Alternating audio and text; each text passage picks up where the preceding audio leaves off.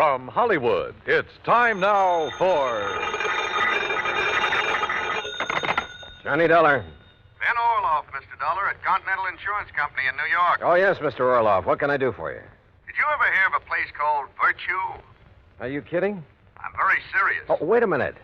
Virtue, South Carolina? That's right. You, want me to go down there? Yes, if you will. Do you have a bulletproof vest and a couple of extra handguns I can take along? Well, my one suggestion would be that you do not take along any firearms. After all, ex-gangsters... Yeah, I see what you mean. All right, what do you want me to do? Our representative has his office in Georgetown. He can give you the whole story. His name is Joseph Pigatello. Got it, Joseph Smokey Pigatello? The guy whose name was linked with Murder Incorporated a few years back? Yes, Dollar, Joe Smokey Pigatello. You, sure you want this assignment? Well, I'll tell you this, Mr. Orloff. Yes? If you don't have to pay off on my insurance policy before I'm through, well, mister, this is going to cost you a whopping big expense account.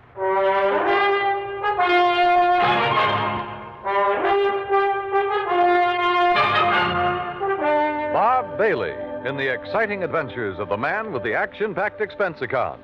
America's fabulous freelance insurance investigator. Yours truly, Johnny Dollar.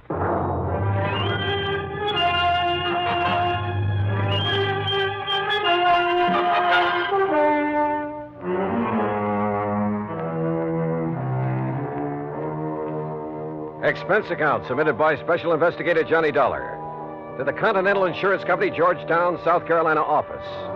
Following is an account of expenses incurred during my investigation of the Village of Virtue matter.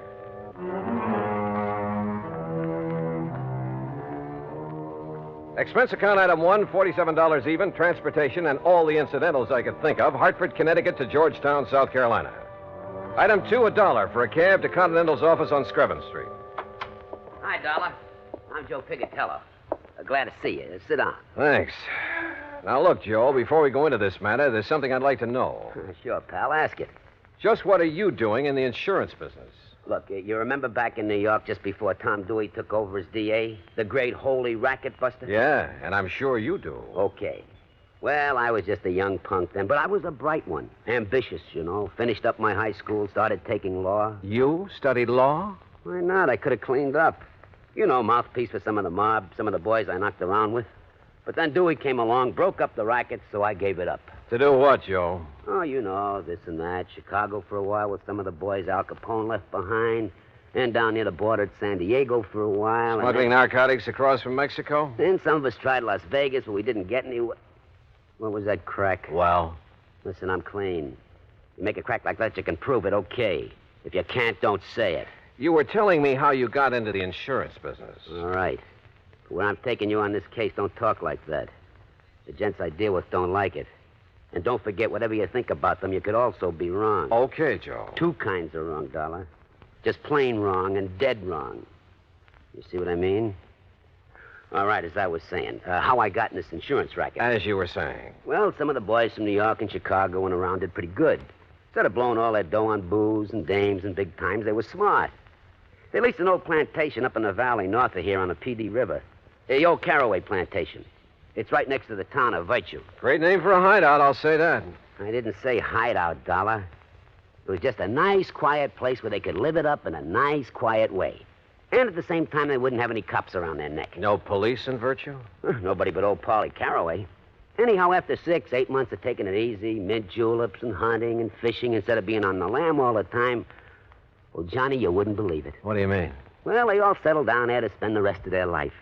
They all went respectable. Every last one of them. You sure of that? Well, it's been 20 years now. Can you be any more sure than that? I don't know. But go on with what you were saying. All right. I got an idea. I signed up with this little insurance company. Then I went up to Virtue and made the pitch. They're all respectable now, and they got to make like respectable people and cover themselves with a lot of insurance. And it worked? You remember Lefty Stemper? The old-time numbers king from Chicago? Right, bookies, slot machines, everything. Old pal of mine. So when he told the rest he was buying insurance, well, Johnny, I got policies on every one of them. The rest of the town, too. On their life, their homes, everything. Okay, now let's get to the point. What's happened up there in Virtue? Trouble, Johnny. Old man Caraway phoned me. What kind of trouble? Well, 20 years now, the boys and the people in Virtue have been getting along fine. The boys have been behaving themselves, and the people in town are all nice people. Until a couple of weeks ago. What happened? Bully Magoon had himself a nice little fishing boat. Had it ever since he went straight and moved in up there. 20 years ago. Now somebody stole it. Well, why don't you just pay off his claim and forget it? Listen, a couple of days after that, Mr. Avery, that runs the general store in Virtue, had his boat stolen. So you'll have to pay another claim. But small ones, Joe. Will you listen? Ever since then, not a day has gone by that somebody hasn't had something stolen from him. Mostly the people in Virtue. Boats, cars, money, furniture, anything you can think of. The people blame the boys, and the boys blame the people. And, Johnny, there's going to be a civil war in Virtue unless somebody finds out who's doing this. And if that happens, there's going to be a lot of killing, and, well, with all the insurance I've sold, me and the company are going to be in trouble. Well, can't you get the state police to come in? State police? In Virtue? You said it's a real respectable community now. Yeah, sure it is, but, well, dragging them in might really start things off. That's why I had to send for you. Look, why don't we go up there so I can see for myself? Sure, Johnny, sure, but, hey, open your coat. What? I mean, if you're going to take along that lemon squeezer, well, take my advice and don't. You've a pretty sharp eye, Joe. Johnny boy, I can spot a shoulder holster a mile away. But so can some of the boys up in the valley on the plantation. And I don't want you to end up with a slug between your eyes. Real respectable people. Well, shall we go? My car's outside. Into the Valley of Death rode the 600. Huh? At least a couple of them. What are you talking about? Nothing, Joe. Let's go.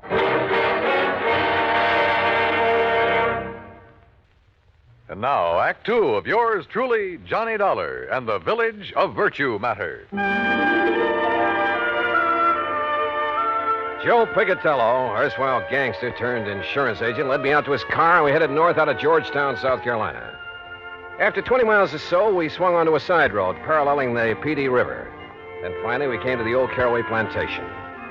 Acres and acres of huge old live oak trees, festooned with Spanish moss. Flowers, millions of them. Azaleas, iris, roses, rhododendron bushes aflame with color in the afternoon sun.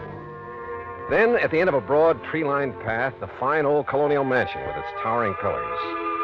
The property faced the curving, lazy yellow river, and lying across it was a broad expanse of marshy grass, crisscrossed here and there by canals, through which the slaves in olden times hauled the rice crop to the riverboats. Yeah, it was a beautiful spot. A calm, quiet, peaceful spot. Apparently.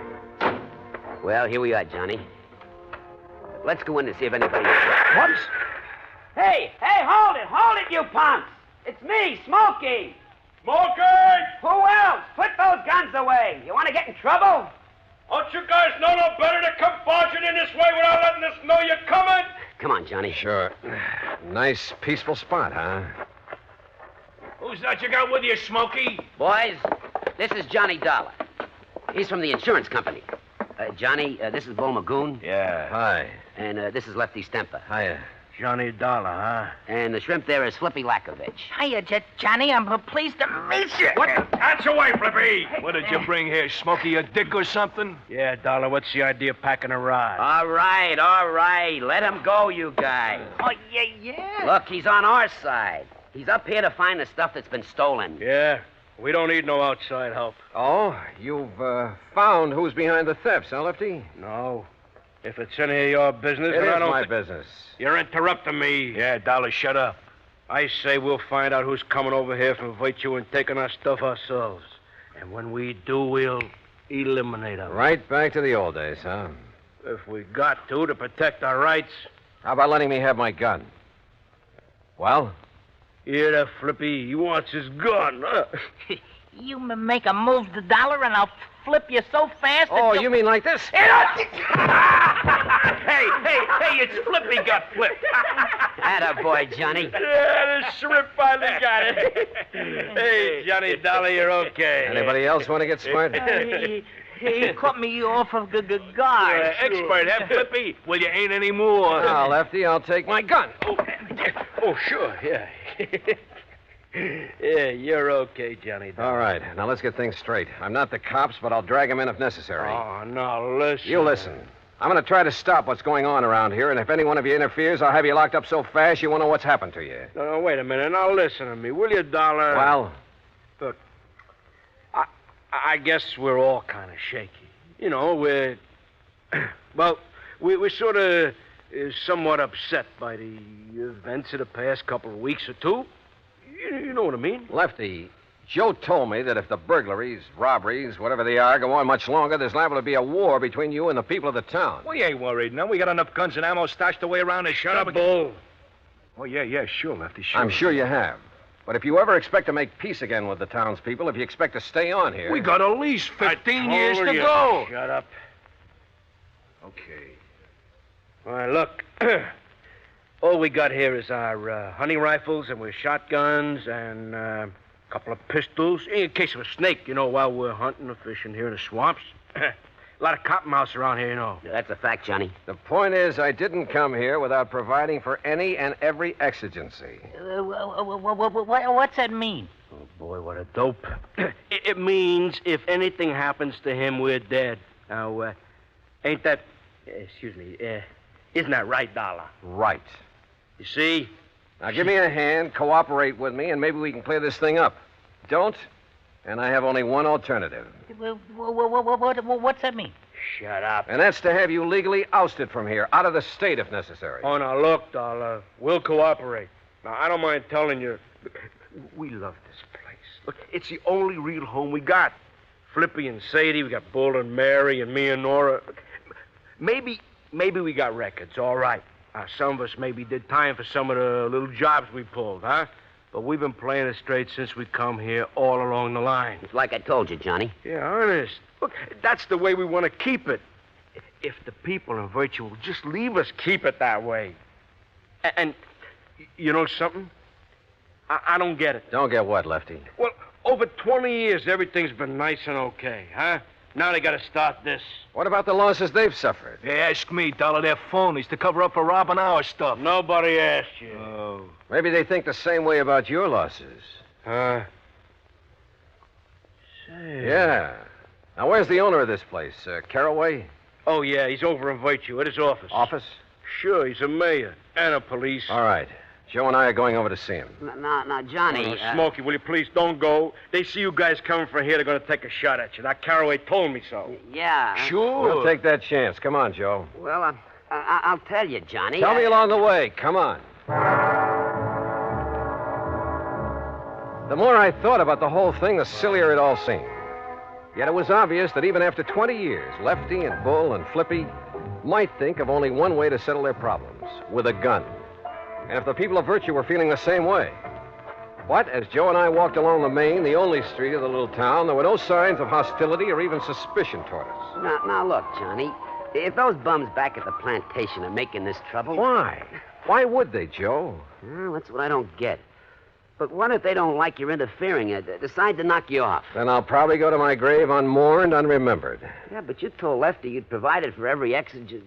for if anything should happen to you. Yeah, and he and the boys believed it. And if anything does, Huh? Yeah.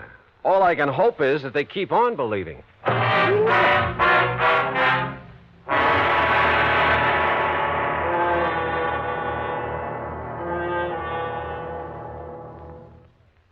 And now, Act 3 of yours truly, Johnny Dollar, and the Village of Virtue Matter.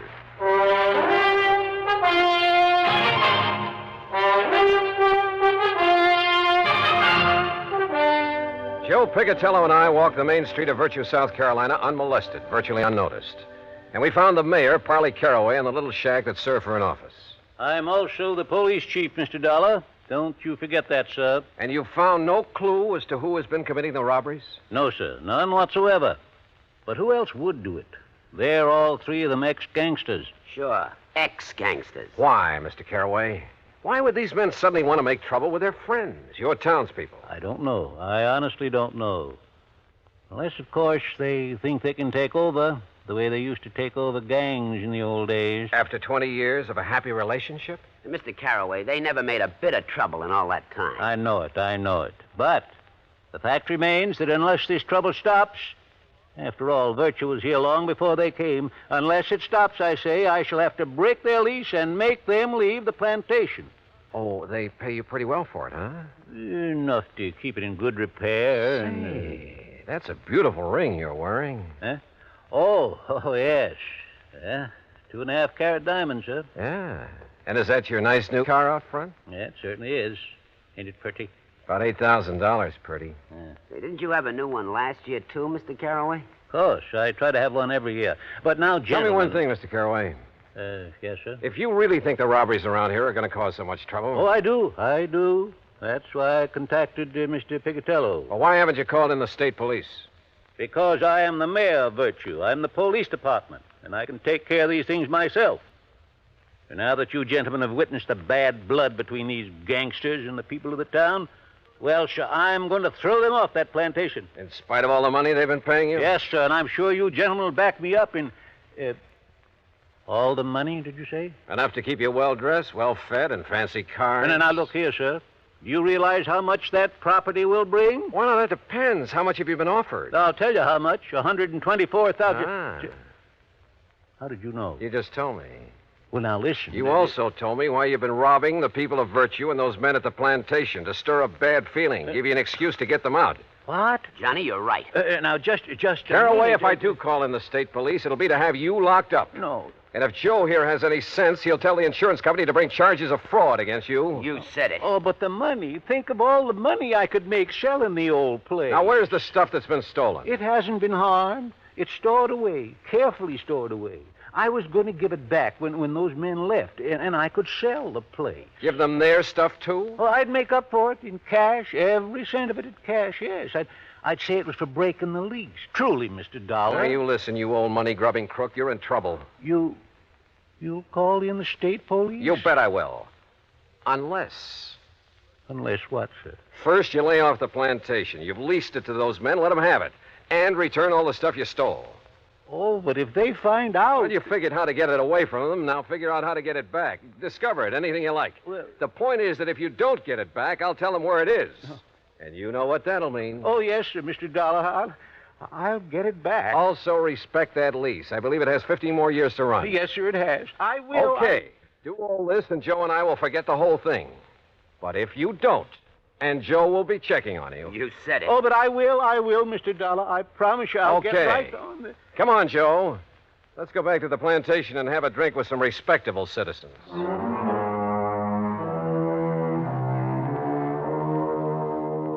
Yeah, this insurance business really has some funny ones. And I guess it's the funny ones that balance out the bad, the tragic cases. Anyhow, I like it. Expense account total, including the trip back to Hartford. Call it $100 even. And in view of our little, secret, Joe, well, maybe you'd better pay it out of petty cash. And listen, those pals of yours, you better drop in on them now and then to make sure they do stay on the straight and narrow, as well as that old coot Carraway. Yours truly, Johnny Dollar.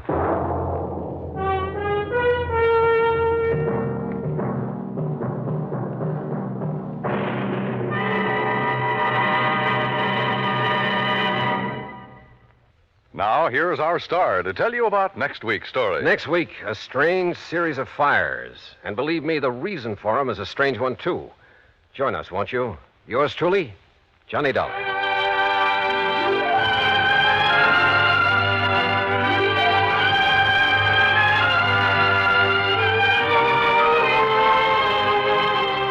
Yours truly, Johnny Dollar, starring Bob Bailey, originates in Hollywood and is produced and directed by Jack Johnstone, who also wrote today's story.